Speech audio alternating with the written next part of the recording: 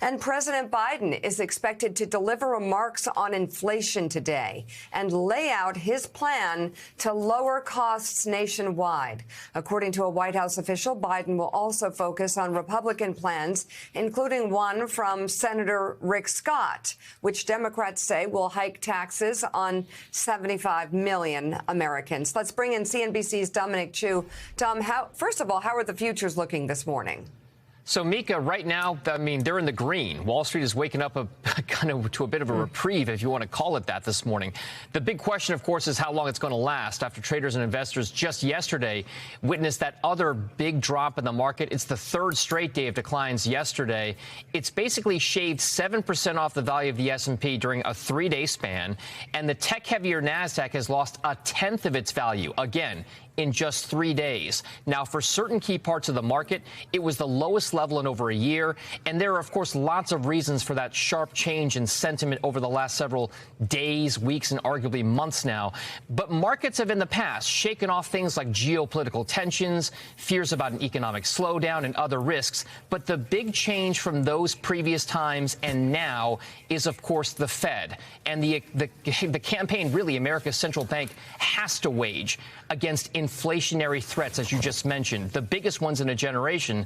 So the levers that the Federal Reserve and Chairman Jay Powell have, and that can control, are the rate policies in America, the amount of cash there is in the financial system.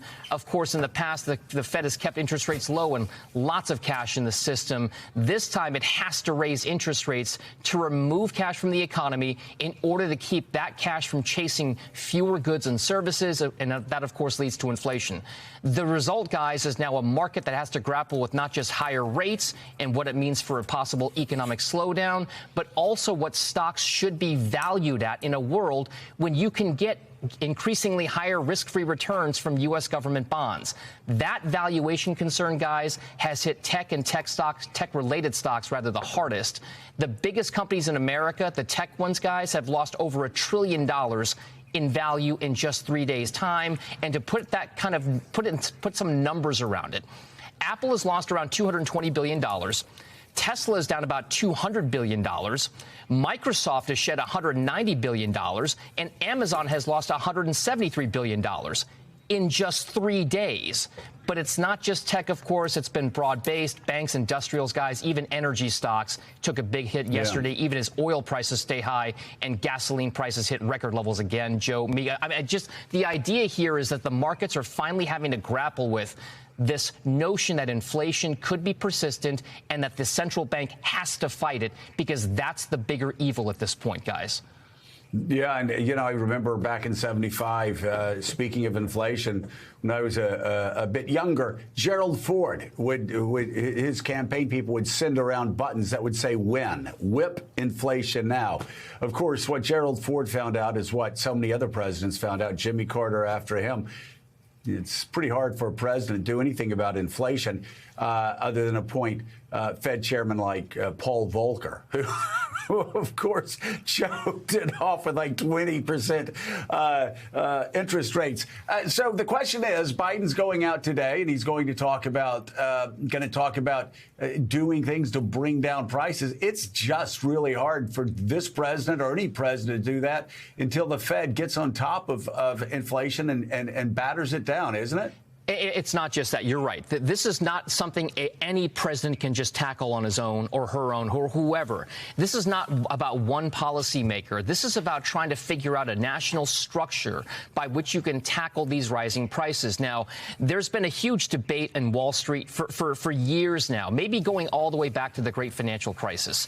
This notion of easy monetary policy, making sure that the economy stays afloat and stays upward moving by keeping massive amounts of cash in the system. Now, it has worked for about, 12 or so years at this point.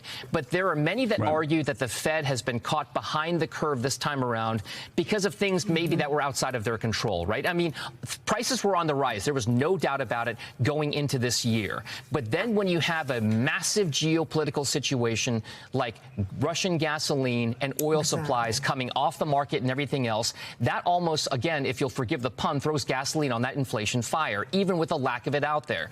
This is going to be a situation situation where the central bank has to address whether or not this type of policy is going to put us into a recession, possibly, and whether or not a small recession could be worth it if it dampens consumer inflationary levels.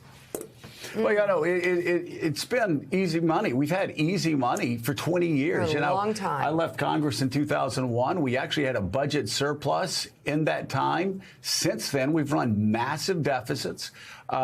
We've had, like you said, it's been, Fed's given us easy monetary policy. And, it's so fascinating.